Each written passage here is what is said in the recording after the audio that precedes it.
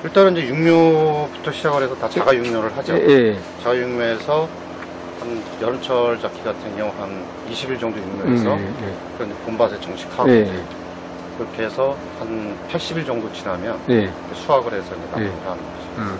특별히 좀 신경 쓰는 게 있어요? 애들 급식이라서? 일단은 저희는 이제 이 과일이 달리게 되면 그러니까 이제 수정을 하고 과일이 달리고 나서는 일반 화학 농약은 조금 넣지 않죠. 자체 자가 제조한 거. 친환경 농약이죠. 거의. 네, 그거만 이제 진짜. 급식 업체에서 학생들 반응이 좀 어떻다 그래요? 일단은 학교 학생들 반응은 상당히 좋죠. 일단은 저희 거는 이제 수확을 바로 해서 후숙할 필요가 없어요. 네, 후숙 필요가 없고. 당도가 바로 나오니까. 몇이나 나오는 거예요? 일단 학교 급식은 최소 13브릭스 이상이 되면 이제 따는데 보통 이제 한 15 정도에서 왔다 갔다 해요. 단순 당도만 높아지는 게 아니라 당도가 이렇게 맛있게 높아지는 게 있던데 그런 거는 어떻다고 봐요? 그런 거는 이제 품종에 따라서 차이가 있는데요. 지금 저희가 이제 요 품종은 이제 스마일이라고 하는 거거든요. 요거는 좀 당도도 괜찮으면서 또 향 자체가 굉장히 좀 특이한 향이 나서 요거는 상당히 인기가 좋아요. 그럼 이제 학교 급식의 특성상 좀 애들이 먹는 거니까 더 신경 쓰일 텐데 뭐 우리 애가 먹는 거다 이런 마음으로 뭐 키우는 그런 게 있나요? 뭐 아무래도 뭐 우리 애뿐만이 아니라 이제 전체적으로 애들이 먹는 거니까 가능한 한 이제 애들한테 이제 그 저해한 어떤 그런 부분을 안 하려고 좀 많은 노력을 하죠. 파리가 살아 있어요. 그러면 당도는 자연스럽게 올라가요. 중요한 문제네 이게. 대황옥 포도예요. 아, 포도 품종이요? 네네. 이건 뭐 어디에서 나온 그런 품종 그게 있나요? 일본에서 이제 만들어진 거였어요. 특징이 뭐가 있어요, 이거는? 특징은 이제 일단은 좀 크고. 언제 심으신 거예요? 올 3월 달에 이제 대목을 심었고요. 이 대목이 SO4. 그리고 이제 6월 27일 날 접을 시킨 거죠. 그럼 이게 얼마나 있으면 실질적인 수확이 가능한가요? 이제 정상적으로 하게 되면 내년부터는 이제 8월 말에서 9월 초. 내년에? 그러니까 숙기가 좀 빠르죠. 빠른 거보다. 이름이 대황옥. 대황옥. 황옥. 대황옥. 지금 뭐 시중에서 예를 들어서 뭐 한 800g 한 송이에 뭐 얼마 정도 레인지 뭐 그런 게 있나요? 보통 지금 한 평균적으로 5만 원대에서 왔다 갔다 하는 걸로 형성되어 있는 걸로. 800g 한 송이에 5만 원? 오, 그럼 일반 저 마트에서는 거의 뭐 지금 이마트에서 6만 원에 지금 6만 원에? 실제로 이렇게 팔려요? 이게 지금 많이 보급이 됐나요? 아니면 완전 신품종. 신품종이에요? 어떻게 이걸 좀 접하게 알게 되죠? 이거? 일단은 이제 품종을 좀 바꿔보려고 생각을 하다가 바꾸는 게 좀 추가를 하는 거죠. 그렇게 해서 이제 여러 가지를 찾다가 일단 사실 원주권에서는 샤인머스켓 농가가 많지 않아서 지금도 괜찮은데 이왕이면 좀 신품종으로 하자라고 해서 그래서 이제 요거하고 루비로망하고 두 가지를 검토하다가 이제 저는 대왕옥으로 이제 일단 시작을 그럼 지금 여기 규모가 얼마나? 여기 전체적으로 400평이고요. 400평에 136주 심겨 있어요. 136주. 그러면 이제 수확 가능한 그 포도 송이는 한 몇 송이 정도로 예측을 하세요? 전체적으로 한 3,000송이 정도. 3,000송이. 그러면은 만약에 여기서 6만 원에 팔리면 여기서 아무리 적게 나와도 3, 4만 원은 나갈 것 같은데. 그 정도까지는 욕심 없고요. 예측을 어떻게 하세요? 예측은 뭐 아까 말씀드렸잖아요. 몇 년 동안 2만 원씩 주려고 그러죠. 보이네. 금전토에 관한 이제. 지금 그러면 이거 심기 전에 여기에 뭐 바이오차를 이렇게 뿌리고 한 거예요? 보이잖아요. 얼마나 뿌렸는지 그거 좀 설명 좀 해주실래요? 여기도 마찬가지로 이제 여기 400평이갖고 40호. 40호. 그럼 뭐 아직까지는 큰 변화가 없겠네요. 이제 조금 더 있어야지 이 바이오차가. 근데 여기 사실 이번에 요 가운데 두 줄에다가 저기 메론을 심었었거든요. 뭐 너무 잘 됐어요. 메론이? 예년보다? 제가 요거 메론 두 줄 심어가지고 그러니까 총 8줄인데 계획은 한 650만 원 정도 계획했었거든요. 근데 여기서만 한 1,400만 원 나왔어요. 오 마이 갓. 2배 이상.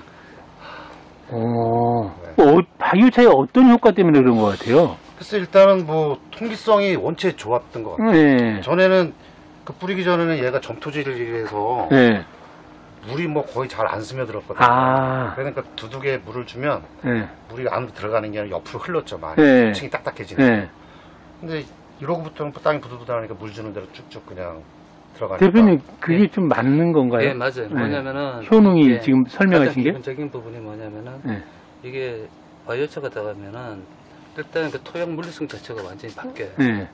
그러니까 이 흙이 뭉쳐지는 부분이 쉽게 말하면 풀어지는 부분이니까 거기에서 통기성이 형성되니까 이제 수분이나 이런 게 잘 들어가고 그리고 또 하나는 보비력이에요.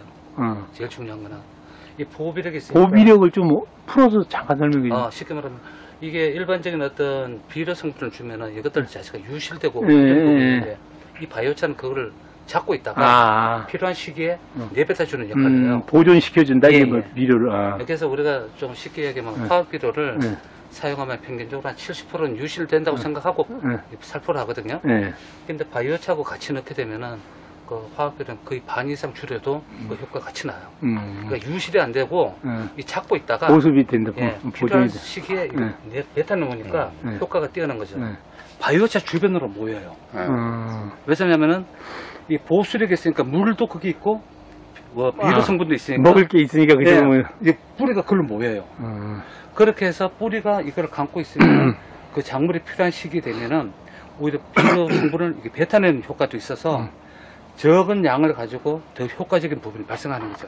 그래서 바이오차는 가장 이상적인 게 뭐냐면은 공급률이에요. 얼마큼 공급률이 잘 형성되어 있느냐에 따라서 바이오차 효과는 뛰어나요.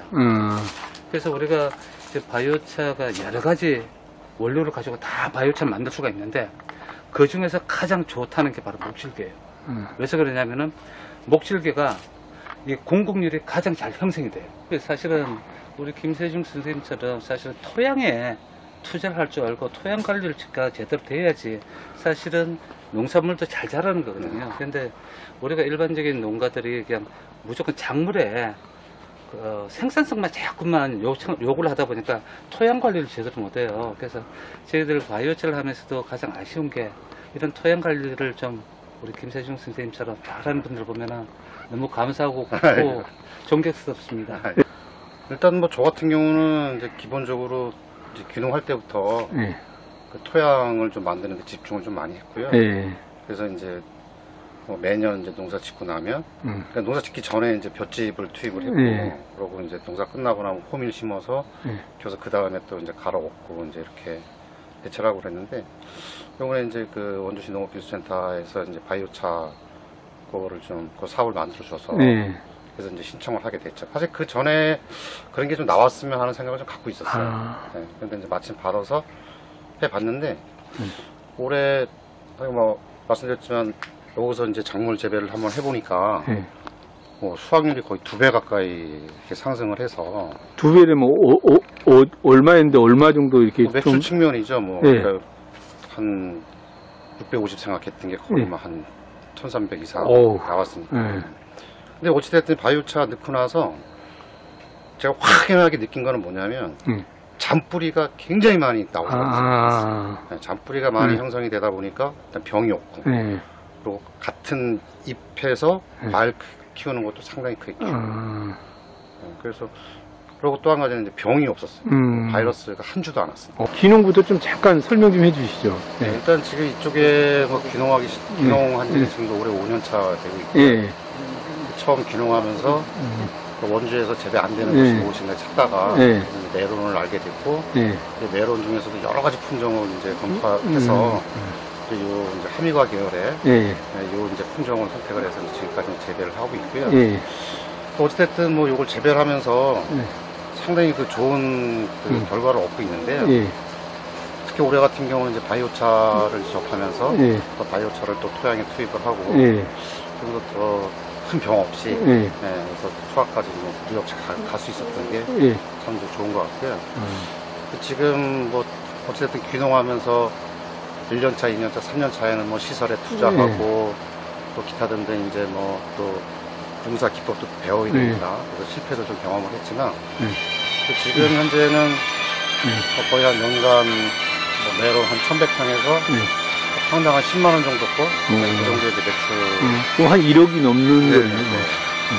쪽은 이제 뭐 아까 또 말씀하셨지만 포도 쪽에서 대략 한 5, 6천 정도 예상을 하고 있어요. 그럼 뭐 다 해서 한 1,500평에서 이제 뭐 유비약 안 쓰고 1년에 뭐 한 1억 한 6, 7천 정도 매출 올리고 그리고 이제 농자재에 들어가는 원가로 봤을 때는 제가 볼 때는 한 5% 이내밖에 안 들어가는 것 같아요. 네, 저희가 1년에 농약값하고 비료값 다 해서 300이 안 넘어가요. 저 같은 경우는. 그럼 뭐 거의 다 그냥 인건비하고 순소득으로 보면 되겠네, 거의. 그렇죠. 뭐 한 돈 1,000만 원 정도 띄어내면 되겠네. 돈 1,000만 원씩 들어갈 일도 없고요. 그것도 없어. 근데 농약도 거의 제가 이제 자체 제조한 거를 많이 쓰니까 농약값도 뭐 거의 안 들어간다.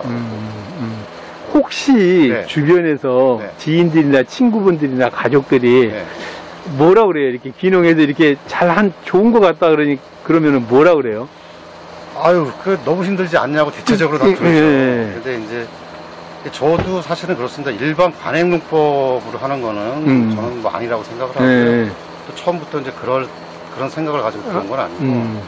그래서 이제 시설도 나름대로 이제 뭐 여기 쭉 보시면 아시겠지만 내부 시설들이 제가 그다음 메론 재배를 하면서 이제 느꼈던 그런 부분들을 이제 보완을 하면서 제가 직접 다 시공한 거거든요. 뭐 옆에 뭐고. 근데 저는 이제 이런 시공을 제가 이제 제 손으로 직접 하니까 뭐 아무래도 비용도 좀 적게 들어가는 편이고.